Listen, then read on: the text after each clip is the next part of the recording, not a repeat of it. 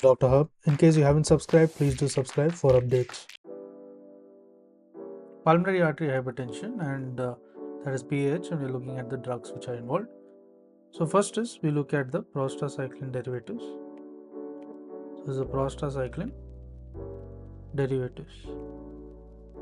So prostacyclin derivatives, it includes the epoprostenol. So this epoprostenol. Next is the iloprost. So there is the iloprost. Then comes the treprostinil. Next we move on to the endothelin receptor antagonist.